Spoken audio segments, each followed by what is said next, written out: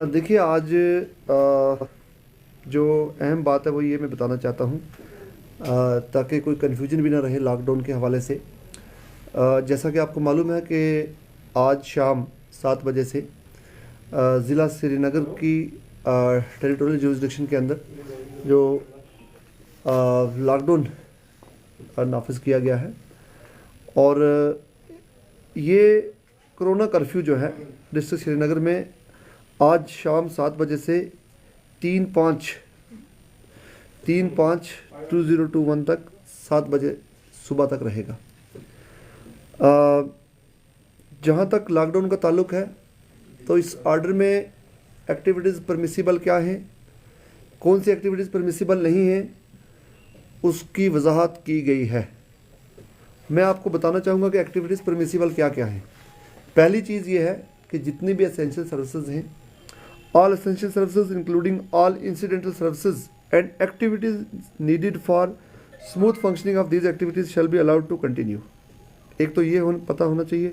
उसके अलावा जो स्टैंड अलोन शॉप्स हैं, चाहे वो ग्रोसरी की शॉप्स हैं, वो डेयरी शॉप्स हो सकती हैं, वेजिटेबल, मीट, ये जो दुकानें स्टैंड अलोन शॉप्स हैं ये भी खुली रहेंगी। और मोटे तौर पर एसेंशियल सर्विसेज किसी तरीके से भी इफ़ेक्ट नहीं होंगी। उनकी बहाली जो है एसेंशियल सर्विसेज का जो जितना भी सिस्टम है पूरा उसको यकीनी बनाया जाएगा। उसके साथ साथ होटल्स के अंदर जो रेस्टोरेंट्स हैं उनको खुले रहने की परमिशन है for in house guests only and the food to be served in rooms. इसके साथ साथ एक और बात मैं बताना चाहूँगा। परमिसिबल एक्टिविटीज़ में there will be no hindrance to the smooth movement of goods and essential supplies, nomads migrating with herds, Darbar move official staff, उसके साथ agricultural horticulture goods on highway, इन ये जो कैटेगरी है परमिसिबल में है। उसके अलावा there will be no restriction on inter state and intra state movement of essential goods. एक बहुत अहम चीज़ ये है कि इंडस्ट्रियल और साइंटिफिक इस्टेब्लिशमेंट जो है, इंडस्ट्रियल इस्टेब्लिशमेंट्स जो है, इसके बारे में सवाल पूछने काफ़ी जगह से आ रहे थे, चाहे वो पब्लिक हैं या प्राइवेट हैं। जितनी भी इंडस्ट्रियल इस्टेब्लिशमेंट्स हैं वो खुली रहेंगी। Internet services, IT, telecom, IT enable services including e commerce are permitted. एक और अहम बात बता दूं कि गवर्नमेंट ऑफिशियल जो है, there shall be no restriction on the movement of government officials for attending office oblique duties on production of I cards. तो गवर्नमेंट ऑफिशियल जो हैं आई कार्ड दिखाएंगे और अपने अपने दफ्तर चले जाएंगे। किसी किस्म की भी पाबंदी नहीं रहेगी उनके ऊपर। कर्फ्यू पास की भी ज़रूरत नहीं है गवर्नमेंट एम्प्लॉइज़ को। ये बात बिल्कुल साफ़ होनी चाहिए। उसके अलावा जितने भी डेवलपमेंट और कंस्ट्रक्शन वर्क्स हैं वो जारी रहेंगे। उनको कंटिन्यू रखने के लिए जो जो इक़दाम की ज़रूरत है, जो जो स्टेप्स हमें उठाने हैं एनेबलमेंट के लिए, वो हम उठाएंगे। अगर पासेस की ज़रूरत है कंस्ट्रक्शन और डेवलपमेंटल वर्क्स के लिए, वो भी इशू होंगे। एक और अहम बात, और वो कोविड से जुड़ी हुई है, वैक्सीनेशन ड्राइव। शायद ये सवाल आप इससे पहले कि आप ये सवाल पूछते मैं जवाब ही दे देता हूँ कि वैक्सीनेशन ड्राइव जो है जारी रहेगी। हमारी जो टीम्स हैं मेडिकल डिपार्टमेंट की, वो अपने अपने वैक्सीनेशन सेंटर पर पहुंच जाएंगी और वहां पर पूरा जो वैक्सीनेशन की ये कार्रवाई है ये रहेगी। मोबाइल टीम्स जो हैं, local mobile teams shall be constituted to provide vaccination in colonies, residential areas and containment zones. मैं ये भी साफ कर दूं कि किसी किस्म की भी भीड़ जो है इकट्ठी नहीं होगी। वैक्सीनेशन जो है उस वैक्सीनेशन की जो ड्राइव है उसके लिए हमारी मोबाइल टीम्स जो है कॉन्स्टिट्यूट हो गई हैं और ये ड्राइव जारी रहेगी। अब मैं आता हूँ क्या क्या परमिसिबल नहीं है, वो आप सुन लें। पहली चीज़ मैंने पहले कर दी कि there will be complete corona curfew with no movement of public except for permissible activities only, जो मैंने बता दी हैं। एजुकेशनल इंस्टीट्यूशन जो तालीमी इदारे हैं वो ऑलरेडी बंद हैं और बंद ही रहेंगे। एक बहुत अहम बात सुन लें, क्या परमिसिबल नहीं है। All shopping complexes, bazaars, salons, barber shops, cinema halls, Restaurants and bars, sport complexes, gyms, swimming pools, parks, etc. shall remain closed. ये सारे जो मैंने गिने हैं, जिनकी गिनती की है, ये क्लोज रहेंगे।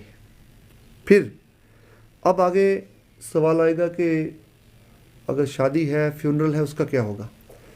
Religious and social gatherings such as marriages attended by up to 50 persons only, whether indoor or outdoor. तो सोशल गैदरिंग में 50 से ऊपर की परमिशन नहीं है। लास्ट राइट्स, अगर फ्यूनरल है, लास्ट राइट्स उसमें 20 लोगों को ही इजाज़त होगी।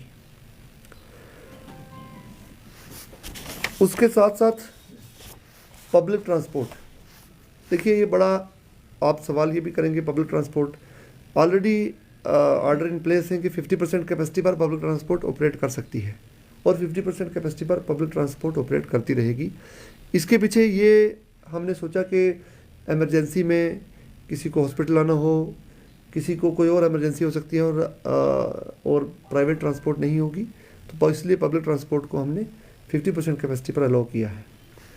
मोटे तौर पर यही है। मैं आप सबके माध्यम से, आप सबके ज़रिए ये कहना चाहूँगा कि लॉकडाउन के स्टेज तक हमें आना पड़ा। 144 लगा, 144 से कुछ इम्पैक्ट आया, रिस्ट्रिक्शन से कुछ लोगों ने एहतियात की, लेकिन फिर भी हमने देखा कि वायलेशंस भी उसके पाए गए और देखा आपने पुलिस ने कितने एफआईआर्स कल रजिस्टर किए हैं। तो लॉकडाउन की ज़रूरत पड़ी हमें। ये पूरा जो इन्फेक्शन चेन है, जो ट्रांसमिशन चेन है, इसको ब्रेक करने के लिए हमें लॉकडाउन की ज़रूरत है और इसका पालन करना, जो SOPs इन प्लेस है उनको फॉलो करना हम सब के इंटरेस्ट में है। और मैं ये भी कहूँगा, अपील करना चाहूँगा सभी से कि जो SOPs हैं उनको कोई सज़ा ना समझा जाए या लॉकडाउन को सज़ा की तरह ना देखा जाए, बल्कि इसमें हम सब की बका है और हम सब इसको फॉलो करना एक आज के दौर में ज़िंदगी का हिस्सा समझ लें, ज़िंदगी का हिस्सा बना लें। तो उसी में हमारे घर की हिफाजत है, हमारे परिवारों की हिफाजत है, हमारे पूरे समाज की हिफाजत है और पूरे श्रीनगर की हिफाजत है। बहुत बहुत शुक्रिया। मैंने जितना कहना था वो मैंने कह दिया है और मैं सिर्फ आवाम से अपील कर सकता हूँ कि बाहर ना निकलें। 3 दिन का लॉकडाउन है, ठीक है, और जो हमने परमिसिबल रखा है वो है बेयर मिनिमम फॉर सर्वाइवल, उसको अवॉइड नहीं किया जा सकता। परमिसिबल इसलिए रखा है, अगर कोई शख्स बीमार हो गया, एमरजेंसी है और उसके पास अपनी गाड़ी नहीं है, उसको पब्लिक ट्रांसपोर्ट की ज़रूरत है, तो हम एक जान तो बचा लें। जान बचाना भी ज़रूरी है ना। इसीलिए जो 50% कैपेसिटी पर पब्लिक ट्रांसपोर्ट को ऑपरेट करने के लिए कहा गया है, वो that is not an invitation to the public to come out. That is only to facilitate in rarest of the rare cases, in emergency, in conditions of emergency. कई स्वास्थ्य विभाग ने आपने कहा वैक्सीनेशन प्रोसेस में, तो अभी बहुत सारे स्वास्थ्य चिकित्सा केंद्र हैं जहां पे जो वैक्सीनेशन का प्रोसेस चल रहा था, लेकिन अब रुक चुका है क्योंकि स्टॉक खत्म हो चुका है। तो आपकी राय? देखिए, वैक्सीनेशन का स्टॉक जो है पूरा प्रोवाइड हम करेंगे। बीच में दिक्कत आ जाती है। देखिए रन रेट, देखिए जिस दिन हमने स्टॉक क्यों ख़त्म होता है, देखिए रन रेट श्रीनगर डिस्ट्रिक्ट का पहला जिस दिन रोज़ा था उस दिन 600 हुए थे वैक्सीनेशन, सिर्फ रन रेट 600 था और आज अब पर डे अगर देखें तो 8-8 हज़ार हो रहे हैं। ठीक है, तो ये बहुत अच्छी बात है, पब्लिक सामने आ रही है और वैक्सीनेशन कराना है हम सबको। मैं फिर अपील करना चाहूँगा कि वैक्सीनेशन के लिए आएँ और हम इंश्योर करेंगे sufficient stock will be made available. जो टेम्पररी कभी कहीं कुछ सेंटर्स पर दिक्कत आएगी, हम we will resolve that. Sir कल से जो ऑनलाइन पोर्टल पे आपको किसने कही है, मैं उस पर देखूंगा। मेरे नोट्स में ये नहीं कहा किसी ने कि 2 दिन का या कितना टाइम लगेगा।